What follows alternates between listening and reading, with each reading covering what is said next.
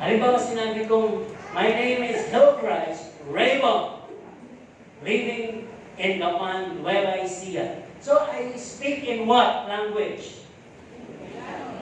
Ako po ay si Hillcrest Raymond, nakatira sa Gapan. I speak in Tagalog. Ito naman, subukan natin. Medyo hindi na ako praktisado. Ako si Hillcrest Raymond, nakatira dito sa Gapan, Nueva Ecija. At medyo matagal-tagal na rin. Islam. Diba? Diba? Yung Koreano kasi pwede naman Tagalogin yan, diba? Kayo po ba yung masayan eh? Buhay-buhay na. So, minsan ano na natin gagawin kung anong sinasabi o kung paano siya nagsasalita. Bilang Kristiyano, paano kaya kayo nagsasalita? Ang inyong mga salita ay palaman. Ang inyong salita ay pag-ibig. Ang inyong salita ay makapangyarihan. Ang inyong salita ay negatibo o tini kayo. Wala kayong sinasalita. Di ba? So today kasi we're gonna talk about, our title goes like this, I speak Jesus. Di ba? May kanta yan eh. I speak Jesus. So, pagka ang pinag-uusapan na o ang sinasalita ng isang Kristiyano o ng isang mananampalataya ay tungkol kay Jesus, ay marami po ang nagkakaroon ng tinatawag ng awareness doon sa nakikinig. Halimbawa, para ang tanong nila, kayo ba'y taong simbahan o may katungkulan sa simbahan? Anong reliyon nyo? Di ba? Di ba? Tama? Pero pagka medyo nagsasalita ka lang ng parang salitang kanis, salitang kung ano lang, wala namang magtatanong, pero ako nagsasalita kayo, husga ka. Pero pag ang sinasalita mo ay tungkol sa mga bagay na sa Diyos, meron agad curiosity. Simbahan po ba kayo? So sa aking mga nakakasalubuha, hindi agad ako nagsasalita bilang pastor, di ba? Siyempre, nagkakaroon sila ng tinatawag na awkwardness. So ngayon, medyo meron ako sinishare dyan. Ito yung umaga kasi bumibila ko ng pandisan. So yung nagtitindig niya sa kanto, binibigyan ko ng tracts, ng Bible. Tapos medyo nasishare ko na nga. At medyo iniimbitahan na rin. Kaya sinasabi niya, pagka meron na po akong panahon. Ngayon, sabi ko sa susunod na punta ko, gusto kong kantahan ng kailan pa. Ibibigyan ang buhay ko. Kaya lang baka magkaroon. Ganito. Di ba? So, ibig sabihin, siguro sabi niya, hindi ko pa rin sinasabi, pinaamin sa kanyang pastor. Kasabi lang niya sa akin, bakit puro po tungkol sa Diyos yung sinasabi niyo? Eh sabi ko, bakit naman kasi, di ba tayo lahat may Diyos? Ikaw ba may Diyos? Opo. Tumatawag ka ba? Opo. Nagtatatawa siya. Ako may nananalangin sa Diyos. Katoliko siya. Kasi niya, ako'y nananalangin sa Diyos na maubos yung pandesal. Nagsisimula po sa kapalangan una ng daling araw. Pagdating po dito, paubos na ako. Binibigyan ako ng Diyos kahit makasalanan ako. Di ba? Yun yung sabi niya, siyempre huwag muna natin kontrahin. So, tingnan muna natin yung mga talata found in Acts 4:12 at Colossians 3:17a. Ano po? Kinuha ko to sa Pinoy version. May Bible kasi na Pinoy version. Pag nabasa niyo, matutuwa kayo. Taglish.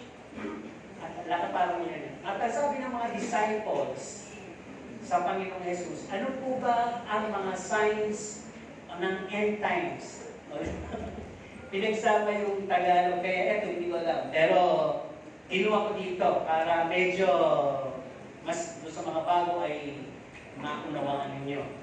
Pero hindi tayo maalis dun sa King James Version, yun ang pinaka-original na translation. Ano po? Ang sabi dito, si Jesus lang ang may makapangyarihan magligtas. Ano po? Wala nang ibang pangalan sa mundong ito na binigay ng Diyos ang pwedeng magligtas sa atin. Colossians 3:17, unang bahagi lang. Sa lahat ng sasabihin at gagawin ninyo sa pangalan ng Panginoong Jesus. So Jesus, as this name written in the Bible, no, it says a lot, no? Babasahin ko muna sa Ingles, pero Tagalogin ko ulit. Ang sabi, Jesus' name, as written in the Bible, says, is the most powerful name, beautiful name, the most beautiful name, the only name given in heaven that when we call, we will be saved.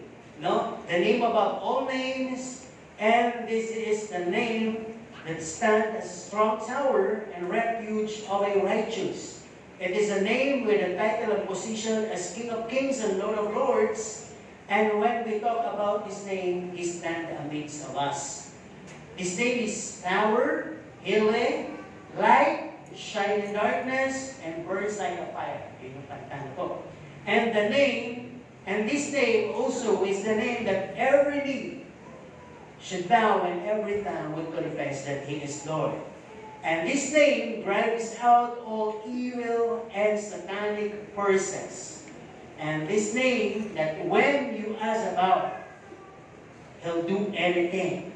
And this name has more than a title, a meaning, a power, a miracle, a wonderful, that has known and will be known throughout all eternity. So sa Tagalog, sabi, ang pangalang Jesus ay siyang pinakamakapangyarihan sa lahat, siyang pinakamaganda, siyang mataas sa lahat ng pangalan. At ang pangalan ito, kapag tinawag mo, ito ang pangalan na binigay sa sinumang langit na maliligtas ka pagka tumawag ka. At ito ang pangalan may titulo at posisyon na hari ng mga hari, Panginoon ng Panginoon. At ang sabi sa 2-3 nagtitipo, nag-usap sa aking pangalan, andun ako sa gitna nila. Ito ang pangalan may kapangyarihan, pangalan kayang magpagaling, pangalan nagbibigay buhay, nagbibigay ng tanglaw sa kadiliman, at pangalan na kikilalanin na lahat ng tuhod ay luluhod at lahat ng dili ay magsasabing siya ay Diyos. Itong pangalan na kapagtataboy ng lahat ng puwersa at kapangyarihan ni Satanas at ng lahat ng kasamaan. Itong pangalan na pagka tumawag ka at mihingi ka, ipagkakaloob niya ayon sa kanyang kalooban. Itong pangalan na maraming titulo, kahulugan, makapangyarihan, puno ng himala, kahanga-hanga. Itong pangalan kinikilala, at kikilalanin mula noon hanggang magpakailanman. Di ba? Kaya, pagtitignan po natin, itong pangalan na to, sabi sa unang bahagi, a name that cannot be falsified, tampered, or forged. Isang pangalan na hindi pwedeng pegein o magkaroon ka ng pangalang Jesus, hindi magiging porque Jesus pangalan mo kasi kapangyarihan mo siya. Ano po? Hindi isang pangalan na basta magaya lang. Kumbaga, paliwanag natin, hindi, itong pangalan ng Jesus ay hindi pwedeng gamitin sa pangsarili kapakinabangan. So mamaya, ngayon nga ang ating sasabihin. Dahil dito sa Bagong Tipan, may na-record po sa Acts 19, verses 14 to 17. Ito yung mga anak ni Seba. Dahil nakikita niya parang yung ginagawa ni Pablo sa pangalan ni Jesus, may lumalaya. Nakapagpapalabas ng demonyo. So dating sa mga anak ni Seba, paano bang siya? Paano bang magic? Ngayon, ang ginawa nila, pumasok sila doon sa isang bahay na may inaalian ng demonyo. At hindi ko alam kung paano nila in-execute yung 7 anak ni Seba. Siguro, sabi nila, in Jesus' name. Parang naglalaro pa. Get out! Parang siguro. Ang sabi dito, sa natala sa Acts 19:14-17, ang sabi ng demonyo, Hoy, kilala ko si Pablo. Kilala ko si Jesus. Kanino bang pangalan kang dala nyo? Sino pa kayo? Sa matuling sabi, alam pala ng away kung legit. Diba? Kung genuine yung pangalan na dinadala natin o pinahiram sa atin o binigay sa atin ni Jesus pa. Di ba? Kaya itong mga to na hindi naman nagkaroon talaga ng koneksyon, relasyon sa Diyos, para bang pinaglaruan. No, para bang hindi siguro sila na-amaze sila sa kapangyarihan na ginagawa ni Pablo. Kaya sinubukan nila. Alam nyo, ayon sa kwento, lumabas tong 7 to na hubot-hubad at sugatan. Sila nagsakitan. No? Kaya, sabi, hindi basta pwedeng gayahin. Di ba? Hindi basta pwedeng gamitin kung hindi rin lang may kapangyarihan. Kaya sabi, itong pangalan na has been claimed by many false Christ these days. Nasa Bible ba yun? Sa huling panahon, mag-ingat kayo sa mga bulaang Kristo. Maraming magpapakilala sa aking pangalan, ngunit ililigaw ang marami. No? Kaya di ba, pagka minsan sinabi ko sa inyo, sino bang Jesus yun? Yung Jesus na vulcanizer, yung Jesus na barbero, yung Jesus na anak ko, yung Jesus na tagapagligtas. Di ba? Kaya kinakailangan, alam natin kung sino yung ating dinidefine o sinasabi. No, sabi, ito din pangalan ito, sabi ito, has been used by common people, given as their first name. Ayun naman, pangalan ng anak, diba? Jesus. At ang aking ama, Jesus heal. No? Ako rin. English na lang natin, diba? Heal Christ. Diba? Ginagamit natin yung mga pangalan na yan. Kaya sabi, minsan tinagagamit yung pangalan na to in vain. Diba yung minsan ginagamit natin ang pangalan ng Diyos sa walang kabuluhan? Sa mga panunumpa, sa mga pangangako, sa mga pananakot, sa mga pagbibiro. Diba? At ang sabi dito, minsan ang pangalan ng Panginoon ay nalalapastanan. Being blasphemy. No? Siya na mismo nakaranas siya na galing pa sa mga Paraseo, inakusahan siya dito sa Matthew 12:22 to 30. Na sabi, kaya nakapagpapalabas ng demonyo yan, yung Jesus na yan, kay Beelzebub yan eh. Kung pagkasakuan, parang trick lang.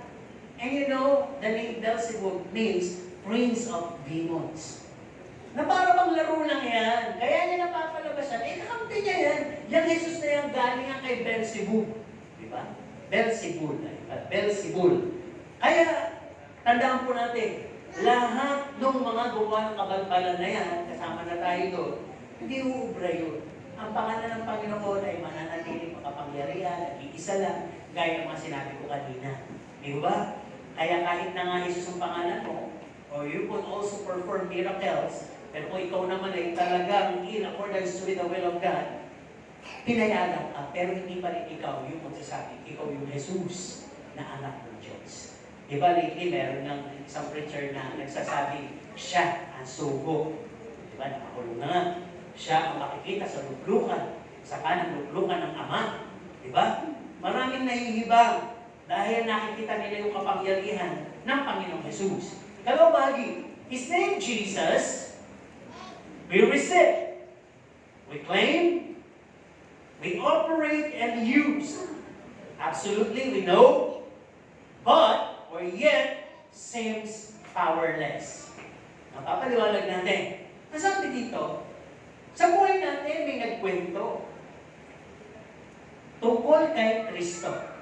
Naniwala tayo, na-amaze tayo, na-convince tayo, naniwala tayo sa matuling sabi. Kaya, anong ginawa natin? Tumanggap ba tayo? Apat? Ilan yung tumanggap kay Kristo? Ayun, at least ang una. Ulitin na. Sino dito ang mga tumanggap kay Jesus Christ? Dami naman pa rin. Siguro sabi nila, linawin mo kasi pastor. Kasi sabi mo na rin kanina ka, yung basta Jesus, di ba? Kaya pala dapat talaga, Jesus Christ. Di ba? Okay, ulit ha. Yung mga tumanggap kay Jesus Christ, kaya kayo tumanggap dahil may nagkwento sa inyo, nagpatotoo, bumilib kayo, nakumbinsi kayo, naniwala kayo, tinanggap niyo si Jesus Christ. Amen? Kaya naman, anong nangyari? Nasa atin na yung pangalan. Kiniklaim natin, Kristiyano ko. At minsan ginagamit natin, in Jesus' name. Tama? At minsan, nagdadasal tayo sa pangalan niya. Tama? Tumatawag tayo. Kahit ka lang nagugulat, Diyos ko po. Sus Mariosep. Sabi, mas matandang kakilala ko, nagpatotoo siya eh. Pastor, marunong na akong magdasal. Ikala ko naman po, ano? Kasi nung ako'y tumatawid, buti ako masagasaan. Sabi ko, Sus Mariosep! Buti ka mo nasagasaan. Doon ko lang naintindihan yung Sus Mariosep. Sus Maria Jose pala yun. Kala ko, biruin nyo, naging informative pa, di ba? Hindi ko kasi alam kala ko kung ano lang yung salita yun. Yun daw yun, dasal na pala yun. Para bang cross din yan eh. Yung ginagawang gano'n, di ba? Yung mga nakikita natin. Na pag tumatapat sila sa simbahan, ay nag-aano sila. Nagsa-sign of the cross, na ang ibig sabihin, dasal. Pag bago sila kumakain, ang ginagawa nila? Nagsa-sign of the cross. Pag nakakita sila ng impacto. Di ba? Nagsa-sign of the cross. Kung nakakita ng aksidente, nagsa-sign of the cross, di ba? Bago pumasok sa simbahan, nagsa-sign of the cross. Bago matulog, nagsa-sign of the cross. Bakit nagsa-sign of the cross? Hindi nga, bakit yun? Dahil, ano na yung cross? Ano ba pangalan? Ano yung cross? Doon kasi, ipinako si Jesus. No? Pero wala na siya doon sa krus. Eh paano kung sa baril siya, namatay? Siyempre, tatapat ka sa simbahan. Kaya, masingan. Bago ka pumasok sa simbahan. Kumain ka, di ba? Bago ka kumain. Di ba? Hindi na nakakatawa yung kasi nakasanayan eh. Kaya dapat maniwala tayo doon sa napako sa krus, hindi sa krus na. Kaya kung kayo may pendant na krus, okay lang. Memorial lang yan. Diyan siya pinako. No? Kaya huwag nyo nang halik-halikan yung krus. Sabi nga isa, ako'y nakalulun ng krus sa panaginip ko. Actually, yung krus, sumpayan eh. Curse. Di ba kahirapan? Kaya nga sabi, buhatin mo yung krus araw-araw. Abay, kaya nyo ba yung literal na krus, bubuhatin mo araw-araw? Abay, pasakit yun, kahirap yun. Ibig sabihin nun, sacrifice. Di ba? Tingnan natin, may kumuha na ng sacrifice, yung nakako doon. No? Si Jesus. Okay, sabi dito, bakit ganun? It seems not working. It seems no result, no power. No? So, ano dapat natin gawin? Sabi ng iba, nagsisimula na silang ma-discourage, magduda, magtalong sa abilidad ng Diyos, at nawawala ng paniniwala, pagtitiwala, umaatras na, at yung iba, tumatalikod na. Diba? Yung patutuo, ako ay turo nung nakaraang Friday. Naniwala na sa Diyos, may ginawa na ang Diyos na imala sa buhay nila, pero bumalik pa sa dati. Di ba? Ganun kasi ang tao, di ba? Yung may 10 may sakit, pinagaling ni Jesus. Nung bumalik, yung siya man ang ginawa, may nagpunta ng Robinsons, may nagpunta ng Walter Mark, ng SK. Isa ang bumalik. Tama. Siguro sabi niyo, meron na gano'n. Hindi, nire-relay ko kayo sa kapanahonan ngayon.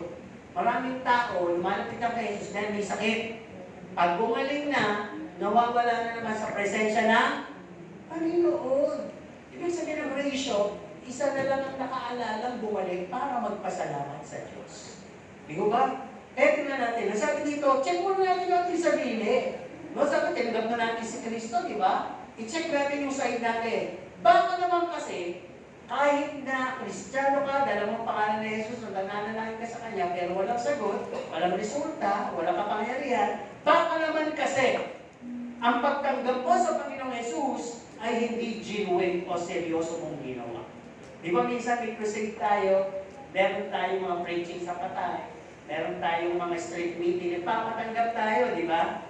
O kahit sa church revival, baka nung tinanggap mo, wala sa puso mo, dulat na dulat ang mata mo, napipilitan ka lang sumabay sa dasal. Hindi mo talaga tinanggap. Kaya parang gano'n. Baka hindi talaga genuine. Okay, ano pa sabi dito? Baka naman, habang ikaw ay tumadalangin sa Diyos, alam mo na yung kwento ng buhay ni Jesus, kapangyarihan niya at pagkabuhay niya magmuli, ay may factor of doubt and unbelief ka. Mas malaki kaysa sa pananampalataya. Maaring Kristiyano ka na for how many years? Pero habang nagdadasal at may hinihiling, meron naman sa back of your mind na tutubunin kaya ng Diyos. Buhay kaya talaga ang Diyos. Diba? Parang ang dating sa'yo, trial and error. Diba?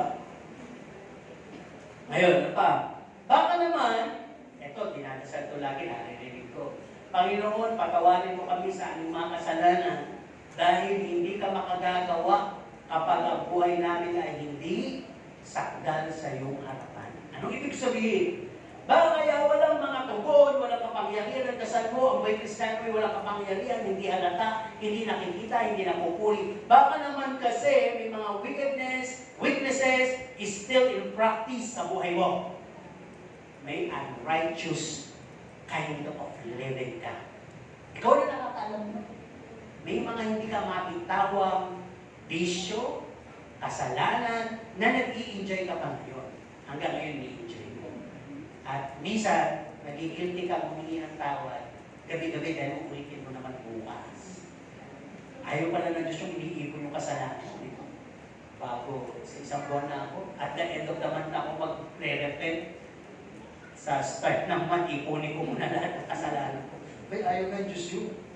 Kung baga, sino mang pinalaya ng Panginoong Jesus na makapangyarihan sa lahat, ay truly malaya na. Sino nagagalak pinalaya ni Jesus? Ay, dapat. Baka ang mangyari sa inyo pinalayas ni Jesus. Totoo. Nagpapalayas ba ang Panginoon? Magpapalaya siya pagdating ng panahon na humarap ka sa Kanya at ikaw ay hinukuman at ang iyong pangalan ay hindi nakita sa aklat ng buhay. Di ba kung sasabihin ng Panginoon sa mga tapat, well done, my faithful child, sasabihin ng Panginoon. Pero yung hindi nabuhay ng tama, pagharap ko sa Panginoon, dati, Panginoon, ako'y nagpalayas ng demonyo, bumuhay ng patay. Di ba meron sa Bible na ang sabi ng Panginoon, so what? O ano ngayon kung nagpalayas ka ng demonyo at bumuhay ka ng patay? Pero kanina napunta yung kalwalatian. So hindi naman. Ayan, lumayas ka sa aking harapan. Palayasin ka. Ikaw lang ang gagawa ng katampalisanan. Diba? Nagpapalayas nilang Panginoon pagdating ng araw pag umarap tayo sa Kanya na hindi tayo nakita ng tamang pamumuhay bilang Kristiyano. Okay. Ano ba sabi dito? No? Baka naman, may wrong motives ka. Yung pagpasok mo sa loob ng isang iglesia ay hindi pala para lumalim ang relasyon mo sa Diyos, kundi para lumalim ang relasyon mo sa ka-brother mo, ka-sister mo. O mas intelong doon sa fellowship. Pero doon sa reverence, solemnity, worship, wala. Parang kaibabaw lahat. Parang naging ka lang o pwedeng attending ka lang. O pwede ka lang na nag-enjoy ka lang sa kantahan. Nag-enjoy ka lang sa preaching, sa pakikinig, pero wala kang application. Pag ganun, walang faith yun. At hindi ka kaluguran sa Diyos. Kaya ang buhay mo, mas maraming nasa mo. Alam mo to, yung mga dasal mo, nagkataon lang yun. Walang sagot talaga yun. Kasi hindi naman natin pwede lumuhin ng Diyos. May mga palatunturan siya eh. Kaya hindi natin pwedeng ipulag sa nila natin. Kung tinan mo, ganun ginagawa ko, sa bahay ko rin ako, pero Diyos. Kaya nagdadasal lang diba yung, Lord, tunay kang tapat, kahit ako hindi nagtatapat sa iyo. Diba yung gawing motivation sa buhay niya. Baka pamuhin niyo na nga ako, huwag na sabi na nakikinig. Pwede naman pala yun. Na hindi ka nagtatapat eh, mananatiling tapat ang Panginoon. Oo, because we're living by grace, or in grace period. Pero huwag natin abusuhin yung grace na yun. Ngayon, no, natatakpan tayo ng banal na dugo ng Panginoon. We are being justified, redeemed. Kaya ang tingin ng Diyos sa atin, walang kasalanan. Because covered tayo ng precious blood of the Lamb. And we are made righteous unto Christ through grace. Pero dadating yung panahon na tatanggalin yung lambo. Sino kaya ang talagang nahugasan sa banal na dugo ng Panginoon? Sino talaga yung mga natubos at na-justify, na porolan talaga ng sana? At pag nakita na hindi ka talaga tunay na nahugasan, hindi ka qualified. Diba? Enjoy lang. Yung sabi nga ni Pe, once saved, saved forever. Diba? Grace, so rich. It's so amazing. Talaga naman kahanga-hanga yung biyaya ng Diyos. Pero meron tayong dapat to work out. Sabi ni Pablo, work out your salvation. Don't just wait and rely and say a lot of graces.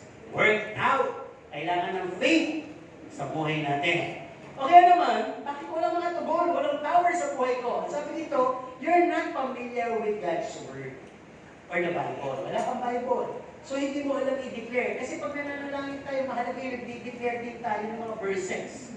It's a weapon.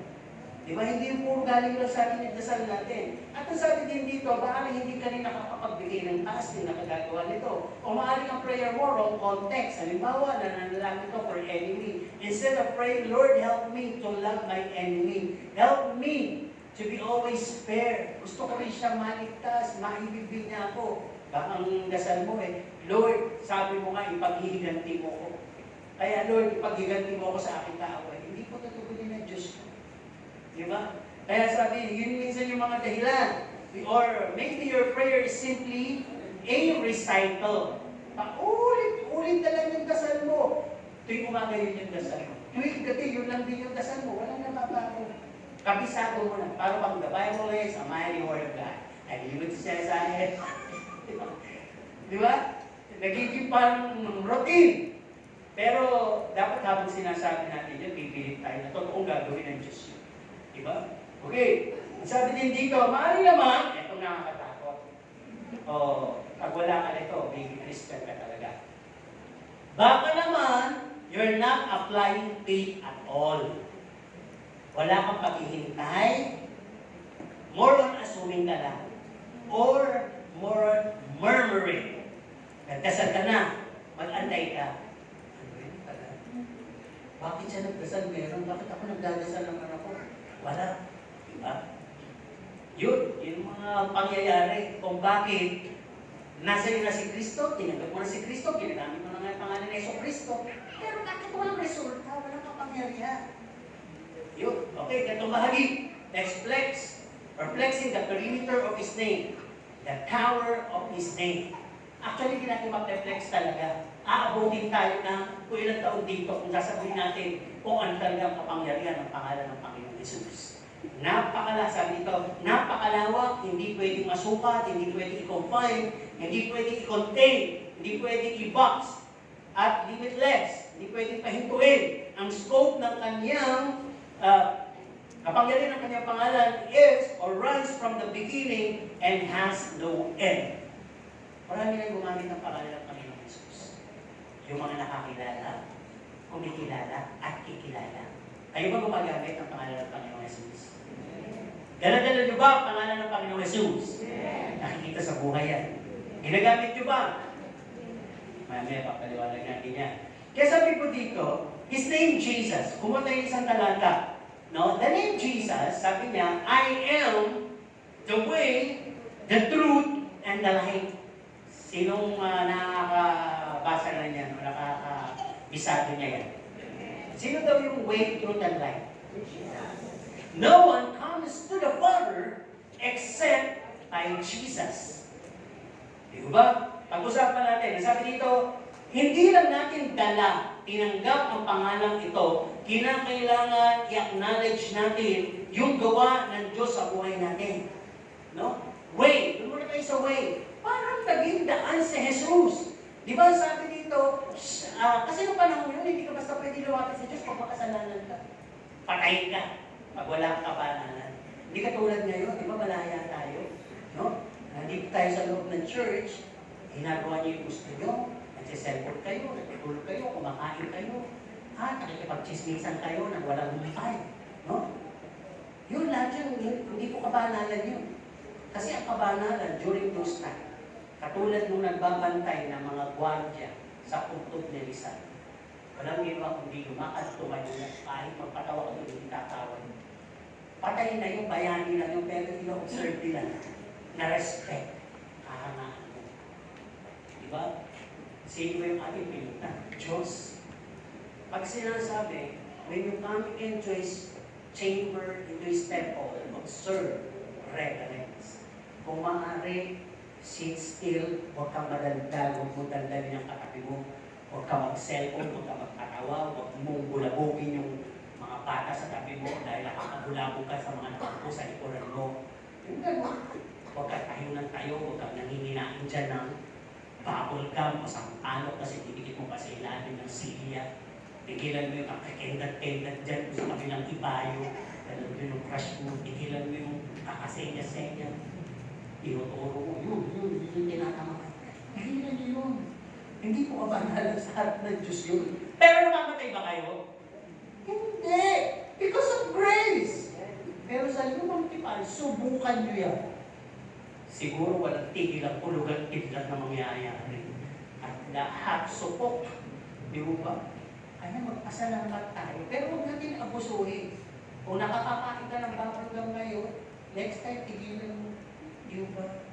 Kung nagsiselfone ka ngayon sa bulsa, next time, tigilan mo. Makinig ka, sit still, and observe that reverence. Okay, tuloy tayo dito. Ang sabi nga dito, paano naging way?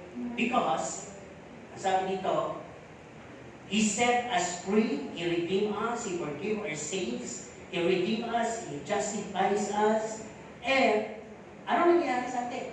Binanal tayo. Ngayon may access na tayo sa Ama.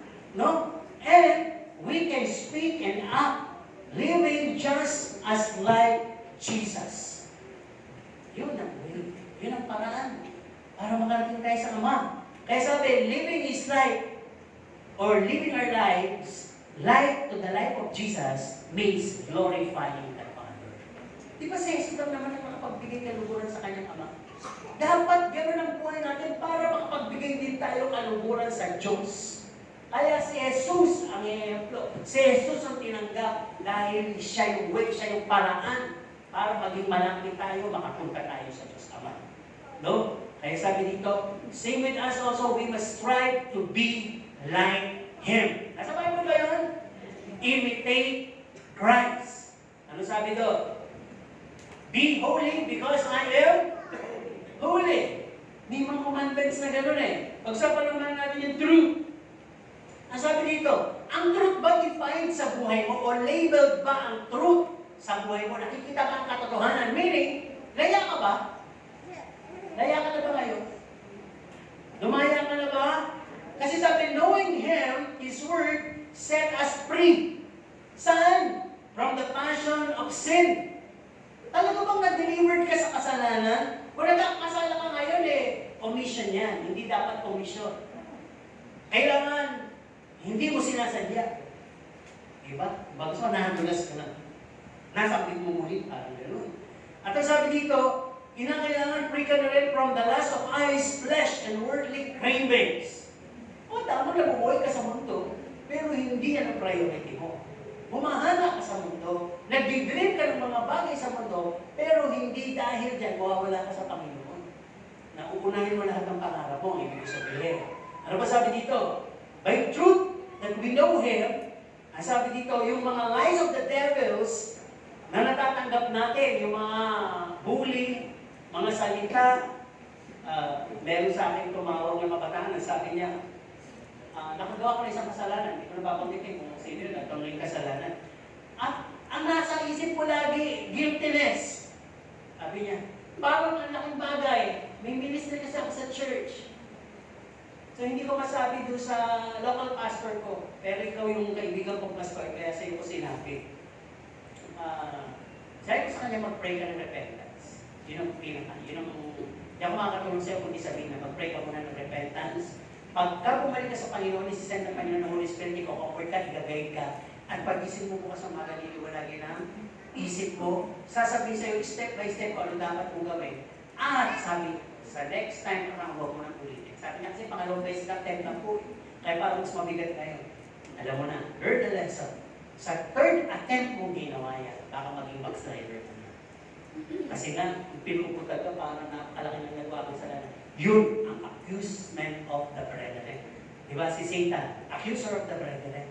Yun ang ina-accuse ka niya na dahil sa ginawa mo kasalanan, galit ang Diyos sa'yo, dahil sa ginawa mo kasalanan, hindi ka nakarapat-rapat sa Diyos, dahil ikaw may kasalanan, may ministry ka pa naman, ano ka? Parang ginaganon siya. Siya makatulong. Hindi niya masabi sa pamilya dahil hindi pa save sila, ang mga pamilya niya. Kaya sabi ko, walang mahirap sa Diyos, bumalik ka through prayer of repentance. Magpa-pray ka din namin. Ano ba dito? Pag nasabi na truth, we are being free from the deception, from the feeling of guiltiness, and hallucinations. Tandaan nyo, kahit Kristiyano, hindi kayo free sa hallucination. Yung mga imaginations na sometimes, nakikita kasi natin sa TikTok, di ba? Hindi na nag-i-screen ngayon yan. May mga pahapyaw dyan na nakakatukso. No? Whether flesh, or worldly things, whatever. Nandiyan na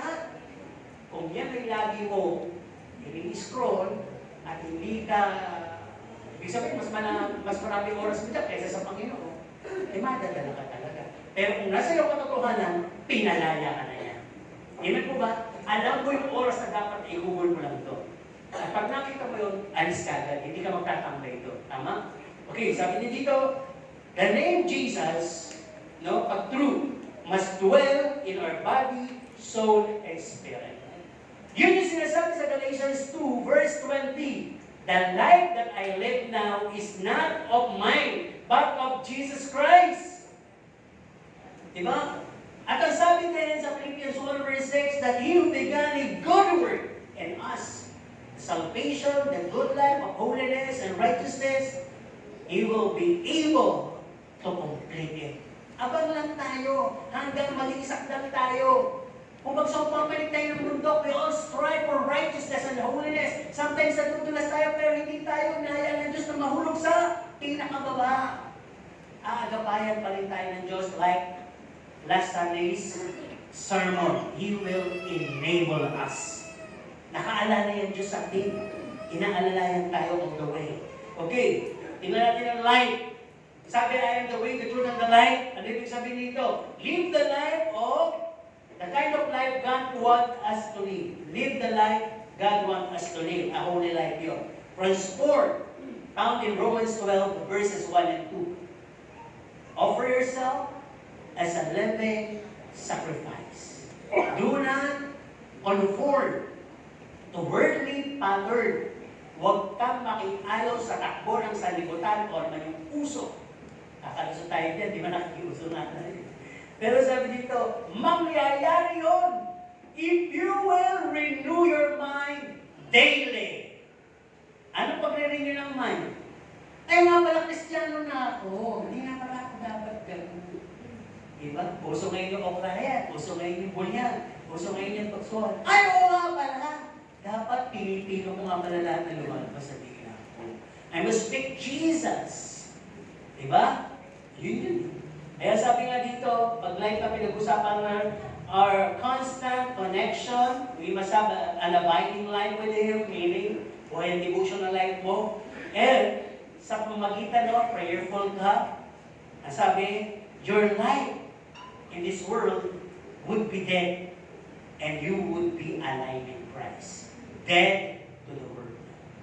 Patay ka sa mundo, sa cravings, pero buhay ka kay Kristo.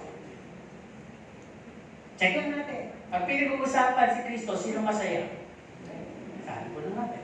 Pag pinag-uusapan ng mundo, outing, travel, anything, riches, wealth, pain, beauty, lahat na. Gluta. O din yun, huwag kayo. Di ba? Kung anong talaga yung mundo? Or fancy. Di ba? Pero pag sa Diyos, parang boring. Di ba? Yun, di nyo matetest. Kung nakahook ba kayo sa mundo o nakahook kayo kay Kristo. Dahil pa rin ang pinag-uusapan natin. Sabi dito, when we know and accepted Him as Lord and Savior and King of our lives, ito nakakamaganda dito. Though we die, we will live again. Sabi ng Panginoon, I am the resurrection and the life. Sino mang nasa sa akin, pagamat mamamatay, mabubuhay. Diba? Kaya sabi niya, I am the light. Kaya sabi dito, we must carry His light, His teaching, daily, and His advocacies. Luke 9:23, sinasabi, if you would want to follow me, carry your cross daily. Luke 9:24, ayoko niya, mahirap niya. Whoever saves his life will lose it. And whoever loses his life for me will found it. Diba? Ang ganda ng pagkasunod na verse na yun. Nakakatakot pero nakakahamon yun. Kung Kristiyano ka, dapat nakahamon ka doon. Diba? So, ang dami mo pala natin kulang. Kung titignan natin, kaya paano nangyayari nga minsan na sinasabi natin Kristiyano tayo, pero we render our lives powerless. No? So, sinasabi din dito sa carrying His life and advocacies. Ang buhay kasi ni Kristo is one like solitary. Pag sinabing solitary, walang barkada. Walang comfort zone. You just go alone. Tuloy kahit walang kasama. Saan siya kaputi ng gabi? Saan siya kakain? Hindi problema. Basta gawin ko ang misyon ng aking Ama. Yun ang naging buhay ni Kristo. Kaya pag Kristiyano tayo, pray na unang alisin ng Panginoon sa atin ay yung kaartihan. Tama po ba? Meron tayong soul winning. Mainit pa. Malayo ba? Mababait ba tao doon? Ayan. Entitled na rin tayong sampalin. Tama ba? Sinabi, pag sinampal ka sa kanan, meron mo pa yung kaliwa. Handa tayo na usigin o patayin. Sabi nga kayo, mag-ingat kayo, sabi ng Panginoon, para kayong mga tupa na uhulihin at dadali sa patayan in the last days. Diba? So hindi pa nga ganun bagos, hindi pa nga ganun extreme ang nangyayari sa buhay natin. Minsan persecutions pa lang. Nakakalungkot, di ba Kristiyano, tinawag lang, "Uy, Kristiyano, napikon, natiso." Tapos yung iba, kung na-school na, "Kristiyano ba kayo? Eh bakit gano'n? Parang hindi." Natiso. Di ba nawala? Eh kung totoo ka naman Kristiyano and you're a good man of the Lord, ang sabi nga, the step of a good man are ordered by the Lord. And if you're a good person, good Christian, no one can put you down. Talagang entitled tayo usik-usikin, pagsabihan, hatulan, diba? Saktan. Pero you would always stand firm. Alam ko pag may faith ka, mangyayari yun. At kung talagang you really bear His name, Jesus. Because Jesus, that you know, has already spoken in your life and has already come in your life. And this Jesus name that we have means, the mere meaning of Jesus is love. Kaya yakap ka agad ng pag-ibig. Diba? Whenever someone's celebrating birthday, and I wish, hindi ko lang basta sinasabing happy birthday, maliban kung hindi ko masyadong kilala, happy birthday. Pero pag kilala ko, ang lagi ko sinasabi, I wish you Jesus above anything and everything. Because when I wish you Jesus, I wish you good life. Tama? Kasi it's life di ba? It's the way, the truth, and the life. Okay, tuloy tayo dito. Nahaba na po ba? Alam niyo yung ipag-ibugin ibig sabihin na. Haba. Okay, kapat na bahagi, may kalima pa pala, may kanin gusto ko, Okay, sa ikapat na bahagi, sabi sa ikapat, alam niyo, pag tinanong ko kayo, ano yung unang bahagi, hindi nyo sagot, ulitin natin. Kinig kayo ha, ikapat na bahagi, how to speak out the name of Jesus. Kaya nyo ba sabihin ng pangalan, Jesus? Tingnan natin ha, pagandahan ng bigkas. 1, 2, go! Tagalog sila. Jesus. Ayun naman ha. 1, 2, go. Jesus. Ate, G-as. Dapat sabi mo, okay na, Jesus yun eh. Okay o? Jesus. Yeah. Okay, ito. May request ng David lang eh. Sabi-sabay ko Tagalog, English. Tagalog Tagalog daw. 1, 2, go. Iba Panginoong Jesus, si Mermasus. Ayan. Minsan sa pagpipigkas pa lang natin at hindi tayo talaga solid o hindi tayo sure, ay wala na strength.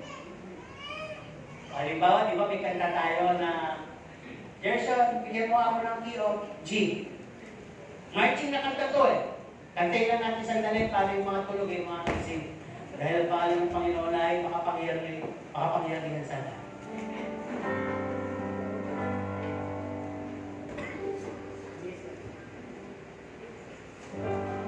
Kaya alam, kumanta. Yung matulog lang. Okay, He is the King.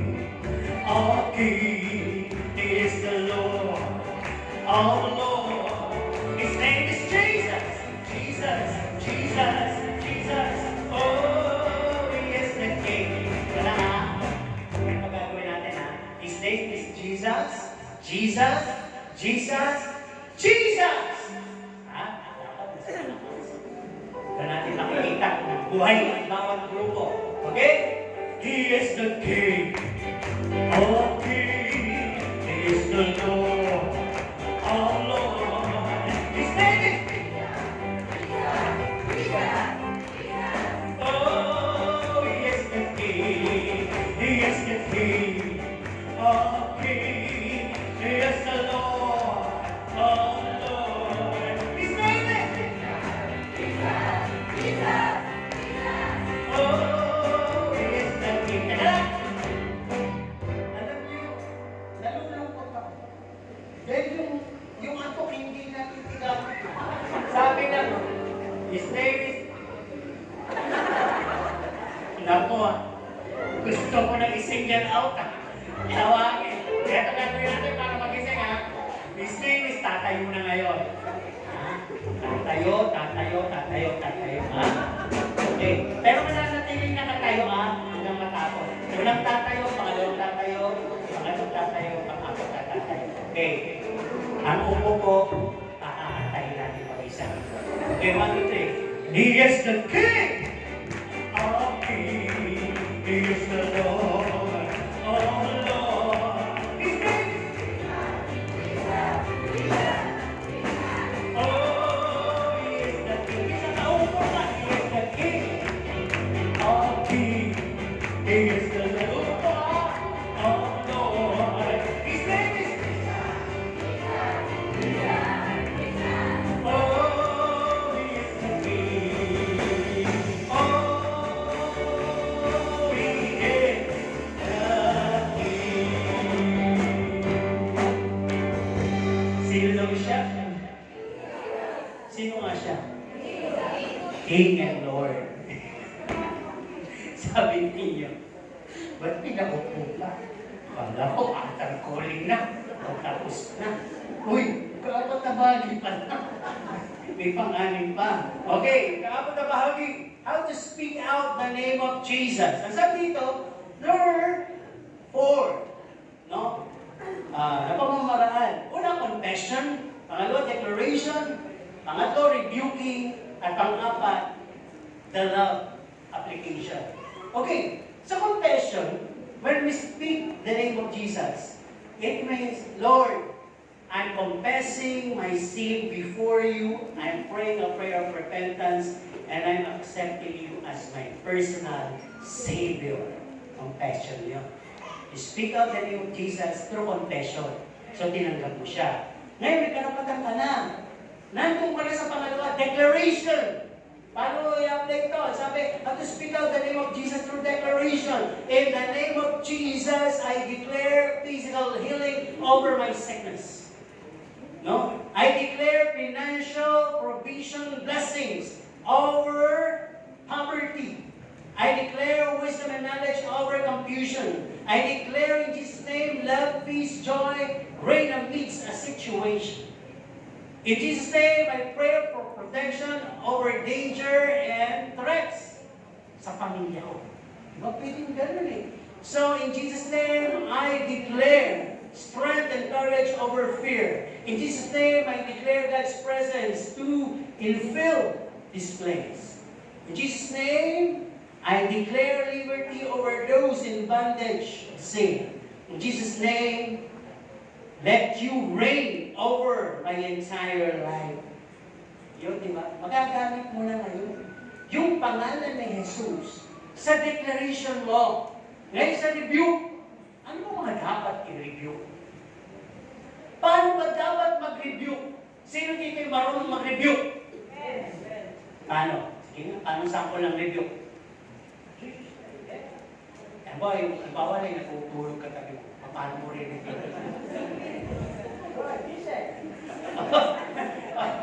Paano lang yun? Alarm lang yun, di ba? Pwede mong gamitin yung rebuke sa panggisi, sa mga tulog. Pananakot naman. Okay, ano yung ibig sabihin dito, di ba? Gisingin na lang natin, di ba? Kasi mamaya magulat siya Baka sabihin, pusis ba ako? Bakit ako ni-rebuke? Diba? Sino dito yung bukas sa rebuke? Yung okay lang siya na ma-rebuke. O may ka-rebuke. Kung wala namang rebuke, di ba? Di ba? Sino yung mga dapat ma-rebuke? At ano ba yung paano ba tayo mag-rebuke? Ang sabi dito, no? We rebuke bad spirit, commanding them to live in Jesus' name. I command you, spirit of evilness, corruption, corrupt, diba? Enslavement, get out in the name of Jesus. Pwede namang sabihin lang ninyo, I command you to get out in the name of Jesus. Kasi di ba kinikwento ko sa inyo, may nag-over, ano sabi? In Jesus' name, in Jesus' name, in Jesus' name! Tutok yung sapatos niya. Pati, ang sabi niya, in Jesus' name, get out! Get out! Get out in Jesus' name! Get out, Jesus! Sino na paalis? Di ba? Umalis dito mga katabi niya. Parang pinalis na siya si Jesus. Hindi pwedeng OA lang dito. Hindi nakukuha sa laki ng boses. Nakukuha sa sakdal na buhay. Tuwa-tuwa ang mga disipulo. Pero minsan pala, lungkot mga disipulo. Wala kami na palabas na demonyo. Bakit kaya? Paano lalabas ikakampi yun? Ganun naman yun eh.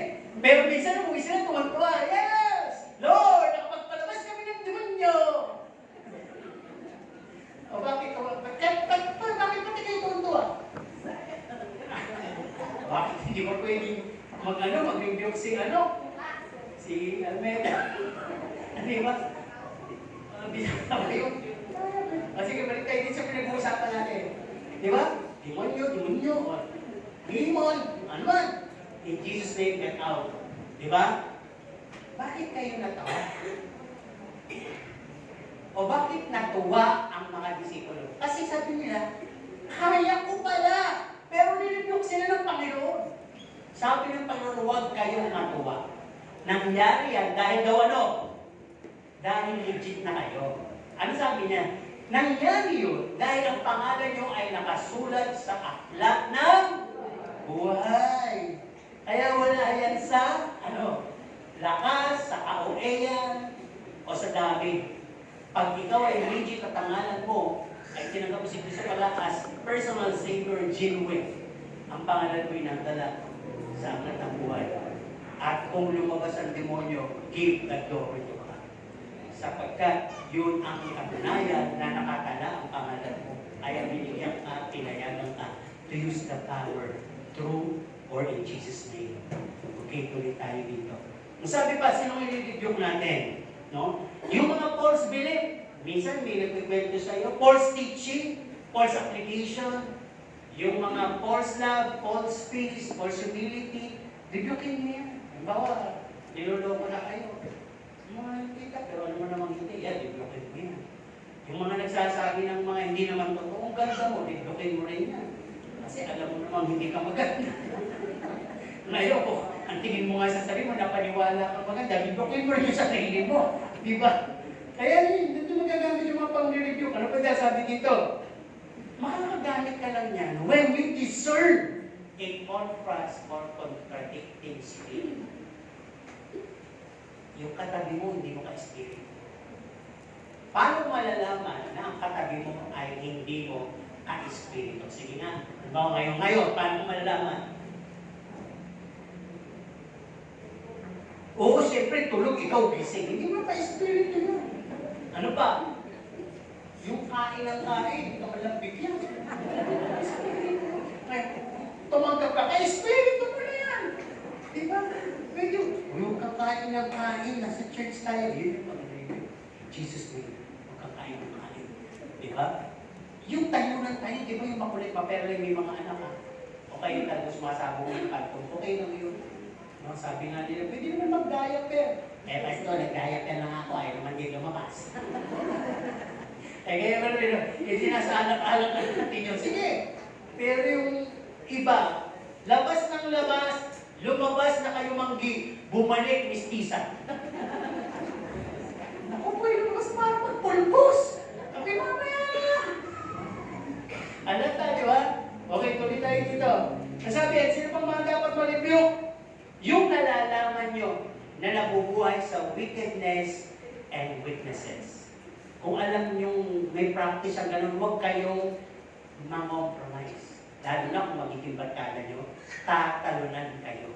Alam niyo ibig sabihin nun? Merong transference of Spirit. Kaya sabi, Lord, cover me with your precious blood, and I rebuke all manners of weaknesses and wickedness upon this person to get out. Totoo yun. Kasi marami sa atin takot mag-rebuke. Diba? Pero sabi ko sa Bible, open rebuke is better than secret love. Minsan di mo ma-rebuke dahil baka magalit, mahal mo yan eh. Pero mali. Dapat sabihin mo boldly. Okay, ano pa sabi dito? Other than this, ang apat, pag sinasabi when we speak the name of Jesus, the loudest, no, it should be a light matches with our tongue. Yung buhay na match doon sa sinasabi mo. Di ba? Ano bang ibig sabihin nito? When we live the life of Jesus Christ, no, holiness, ano pa? When we follow His footsteps and advocacies, yan yun, yung love. When we live a life of love and humility, and when we speak, no, a life of faith and obedience, ito yung huli. Mas malakas to sa confession, sa declaration, at sa rebuking. Kasi kita sa buhay mo eh. It speak the loudest. Di ba? Actions speak louder than words. Kaya kung sinasabi mong mahal kita at walang motivation, hindi ka nga makayak, hindi ka nga makalit, hindi totoo. Di ba? When you say you love, hindi ka naman nakikinig. Uli ko yung salita ng salita. Hindi totoo. Pag sinabi kasi love, andito yung tinatawag na when we speak Jesus, you must start speaking about love. Sa isang taong nagkakasala, don't bring the past, huwag pa ulit-ulit na binabalik. Andiyan pa yung sumbat. Nagpatawaran na eh kasi nga, ikaw eh. Yung sabi mo, ikaw nga yun, di ba? Kaya na. Babalik na naman kayo. Kaya speak Jesus na. Pag sinasabi speak Jesus na, si Jesus na. Ang maghari. Sa kalagitnaan, magpasimula ka na nun. You talk about Him. You show your life about Him. No? Be the life of Jesus. Parang gano'n. Be the mouth of Jesus. Be the hand of Jesus. Parang gano'n na when you say, when we speak Jesus. Diba? Kaya bahagi. Colossians 3:17. Ito yung ating pangalawang verse. All in Jesus' name. No? Sabi dito, hindi yung style natin, hindi yung paraan natin, hindi yung action natin, hindi yung mindset natin, hindi yung thoughts natin, hindi yung desire o nasa natin, hindi yung kapurihan natin o kalwalatian natin. Hindi tungkol doon. At ang sabi, hindi din yung salita natin, hindi din yung desisyon natin, hindi din yung judgment natin, hindi din yung utos natin o command natin. Eh ano? But it says, whatever you do, you speak, no? Do it in the name of Jesus. Ano ibig sabihin? Simple lang. Kung magsasalita ka at kikilos ka, dapat may pag-ibig, may pagpapakumbaba, may kamulungan, may kapangyarihan, may lapat na katotohanan, may passion, no? May pananampalataya, at kailangan maramdaman genuinely si Jesus sa iyo. Yun. Okay, Colossians 3. Ano man ang gawin mo sa pangalan ni Jesus. Di ba? Yung magsisilbi ka, mayaman ka, magsisilbi ka sa mahirap. Ganun si Jesus. Hindi mo sasabihin, ako magsisilbi sa mahirap. Yung mahirap dapat yun. Hindi ganun. Kakalimutan mo yun. Yung sarili mo. At si Jesus, ang lagi mong sinasabi at naiisip, sinasabi ko to, hindi mo masabi kasi, Brad, magbago ka na, hindi gusto ng Panginoon yung ganong klaseng pamumuhay. Kasi nga, ginagawa ko ito, sinasabi ko ito, sa ngalan ni Jesus. Mahal kita, sa ngalan ni Jesus. Di ba? Dapat ganun din yun. Prete na lang tayo, hindi na tayo kumikilos. Eh, church na tayo, and we are a living body of Christ. Pag sinabing living body, sino dito may living body? Pag piniti kita sa ulo, mararamdaman mo. Pag sinampal kita, mararamdaman mo. Pag sinuntok kita sa braso, mararamdaman mo. Simulaan kaya kita, mararamdaman mo. Tagsakan kita sa tuhod, mararamdaman mo. Tapakan ko hinlalaki mo, mararamdaman mo. Ibig sabihin, mula ulo hanggang paa, buhay ka. Yun lang yun. Dapat nararamdaman natin lahat dito. No? Alam mong galit sa'yo, abay, huwag kang maratiling. Galit ka, di mas galit ako sa'yo. Hindi ganoon. Speak Jesus. Yun yung pagkakataon eh. No? Nararamdaman mo nahihirapan, nararamdaman mo ng gutom, nararamdaman mo may kulang. Pinararamdaman sa Diyos yun. Bahala siya. Mas katabi ni Sister Presi yun. Di ba ako nagluluto ng Sister Presi? Di ba kayo niya? Walang ganun po sa'yo, pinakita sa'yo, pinaramdam. Ikaw mismo ang gumawa. Kaya sabi ng tulog, kaya ako walang problema, tulog ako eh, wala ako nakakita, wala ako nararamdaman. Sige, mag-practice ka pa hanggang maging perfect. Tulog ng tulog, nagpa-practice, mamatay. Pag na-perfect mo yan, kukunin ka na ni Lord. Kasi perfect na. Okay, tuloy tayo. Sabi dito, don't over-display our outward Christianity. Ayaw lang Diyos yung pakitang taong Kristiyano ka. Sa labas, Kristiyano kulo. Sa loob, may kulo. Sa loob, basura. Yun ibig ko sabihin. Pag binabago tayo ng Panginoon, nagsisimula sa loob, papalabas, babaguhin, hindi lang labas. Amen mo ba? Issue to. Sino may peklat? Nasaan ang peklat? Sino dito ang peklat niya tago? Yun ang tanong ko. Kasagot na kina oo at hindi. Oo lang ka. Sino yung ang peklat tago? Diba? Sino naman yung hayag? Mas maraming hayag. Buti lang may mga panakit, di ba? May nabibili ng mga Jose Budimacho, mga sinakuna pa po yan, nagpipapupok pa po yan. Ang mga gusto na ngayon, hindi na Jose Budimacho, foundation. Di ba? May mga katitibay na foundation ngayon. Pagka kinover mong gano'n, sa malayuan, di ba? Gusto mong pumuti, kinover mo, sa malayuan, wala ka ng ilong eh. O di ba, kinover ka to, puti lahat. Di ba? Yung peklat, wala. Di ba? Pero, pag naghaling gabi, babalik na. Tunaw na yung foundation. Di ba? Parang gano'n. Kaya kung titilang po natin dito, huwag lang tayo nag-display ng panlabas na pagiging Kristiyano. Ang kagandahan sa kalooban ang magbibigay ng tunay na definisyon ng kagandahan mo sa labas. Amen po ba? From the inside out. Dahil ang nasa inside si Kristo ang lalabas sa bibig mo, ang lalabas sa kilos mo, ang magiging representasyon mo ay si Kristo. Tanungin mo yung katabi mo, sino ang nasa puso? Pag sinabi niya, ikaw, kinamukha-mukha mo. Hindi ikaw. Yung asawa nagmamahalan daw, nagiging magkamukha eh. Kasi kung sino yung sa puso niya eh. Di ba? Yun ang lagi niyang iniisip. Di ba? Eh bakit, Pastor? Hindi naman kami naging magkamukha. Eh makakalmutin ka. Lagi mo tinigil asawa mo kung itsura. Okay, tuloy tayo dito. Panggising lang yan. Okay, let Christ be known in our walk, action, speech, and lives. Kaya nyo? Kaya nyo? May mga teachings na, di ba? God will enable us. If ever. Hindi nyo kaya, God will enable us. Hindi lahat tayo papasal. He who began a good work in you will be able to complete it. Di ba? Sa Diyos, walang unahan sa finish line. Sa Diyos, ang mahalaga, lahat makarating sa finish line. And all are winners in Him.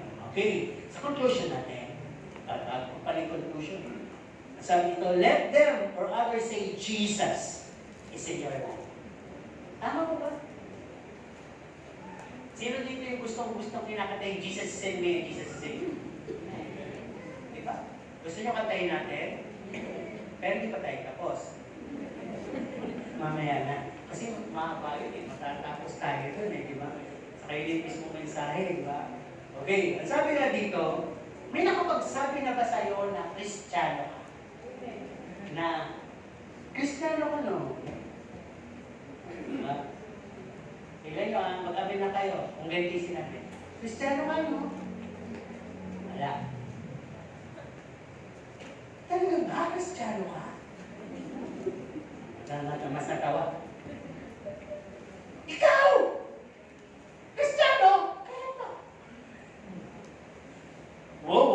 Kristiyano. Anong mga tono narinig niyo? Diba? Yung pangalawa, pangatlo, at pang-apat. Pero yung Kristiyano ka, no? Wala masyado, di ba? Kaya kung gano'n na narinig ko yun, ibig sabihin, hindi pa na isa sila nakikita. Parang iba. Di ba? Parang iba. Alam niyo, ang talagang makapagsasabi niya kahit hindi man verbal, ay yung kapwa ng Kristiyano. Kasi minsan sa mundo, hindi naman nagbabasa ng Bible yun eh. Kaya ka pala nasabi ng Kristiyano, nakita ka mo, makating ka lang, simbahan. Tapos nakikita ang haba ng buhok mo. Kasi wala kang makeup. Diba? Ang haba pa ng damit mo. Buti na lang nakikita ka umaga, hindi gabi. Kasi pag gabi, ang tatanungin nila, o hindi ka na. Pero umaga, kaya Kristiyano ano? Okay. Conclusion tayo. Sabi nga dito, when it's all been said and done, rapture na ko niya. No? Alam niyo po ba yung rapture? Sino nakakalam ng rapture? Taas ang kamay. Pag hindi nyo alam yan, hindi kayo makasal. Siyempre, ang ba, tanongin ko, sino yung gustong sumama sa rapture? Pagka hindi alam, hindi nagkakaas ng kamay, di ba? Tanong tayo sa survey, ha? Sino gusto sumama dito sa rapture? Mangyayari yan pag talagang kiniklaim nyo. Dito? Dito? Dito? Amin na lang. Alam ko ba naman yung rapture? Yun yung pagdating ng Panginoon. Any moment mangyayari niya, pwede mangyari ngayon. At pag tumunog yung trompeta, yung makakasama lang ang makakarinig. Pwede rin may tulog na makarinig. Di ba? Ano narinig ng tulog? Hindi trompeta. Yung mga nawala, wala na pala si ganito. Narinig niya. Di ba? So pagka sinama ka ng Panginoon sa rapture sa mga oras na ito, naku tayo, yung napakaganda mong rino, lalagyan siya. Sinong gusto pumulot? Ang maiwan, pulutin. May biniro akong Kristiyano kasama namin eh. Sa mga langit na mga kanyang ano, di ba? O sis, yung lahat ng mga ari-arian namin dito, pati sa sakyan, pinaloko namin eh, makasama na yung sa bahay. Pag nag-rapture, sa'yo na lang. Ano niya sabi niya? Paano ko makukuha yan? Malayo pa ako manggagaling. Makukulat niya. Hindi na yan. Ako, natawa ko. Seryoso siya doon sa mga matatanggapin dito sa Panginoon. Hindi man na ang inaasama sa Panginoon. Ay, loko! Ayun na, gusto ko sumama sa Panginoon. Biniro ko lang naman. Dito. May pagdaramdam pa eh. Pastor, hindi ko makukuha na. Ang layo ng pinagagalingan ko. Samantalang si Ina nandito. Hindi namin pa si Ina, no? Si Ina makakakuha lahat yan. Sabi ko, lagyan mong pangalan. Talagang pastor pwede. Pastor, ang kirin ano to. Pero kinuha na siya ni Lord. Kaya, yung mga gusto kumuha mag-kristal ng pangalan dito, papangalanan natin. Kung kanino mapupunta yung mga speaker na yan, gitara, drum, kahit itong iglesia. Ano? Sino gusto? Wala naman. Alam ni Lira. Okay. When it's all been said and done, nagawa ng lahat, nasabi mo ng lahat, nagawa mo ng lahat, tatanungin ka ng Diyos. No? Nasabi ng Diyos na pwede itanong sa'yo, did you know my way? Did you know my son? Yun ang tatanong ng Diyos sa'yo. Pag nagawa mo na lahat, kilala mo ba yung paraan ko? Kilala mo ba yung anak ko? At ang pangatlong tanong niya, ginawa mo ba, did you find your way within my son? Ginawa mo ba sa paraan na ginawa ng anak ko? Dahil kung ginawa mo, well done, my faithful servant. Pero kung ginawa mo lang sa paraan mo, sa gawin mo, at hindi sa gawin ng aking anak, hindi ko gusto. Diba? Kaya napakahalaga. Kasi sabi ko, cause my son's way is the pleasing one in my sight. Yung ginawa ng anak ko, di ba binotis mo yung anak mo, si Jesus Christ, nagsalita siya. Yan ang aking kinalulugdang anak. Kasi masunurin. Yung ba ang pagpakumbaba. Kaya dito sa pinakalas natin, quit speaking about who you are. Hindi kami interesado dyan. Tama na yung pagyayabang, tama na yung pangungungkala, tama na yung mga kung ano ng mga na-achievement. Hindi na, masurahin nyo lahat yan. Magsalita kayo ng tungkol kay Jesus. Marami pang mariligtas. At marami pang mariligtas.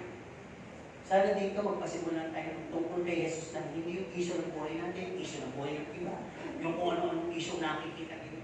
Pag ganun tayo, hindi tayo mariligtas. Pag puro ganun. Nilagay tayo sa church for us to learn to speak Jesus. At ang pinaka-conclusion nun is speak about love. Pasimula tayo doon sa speaking about love.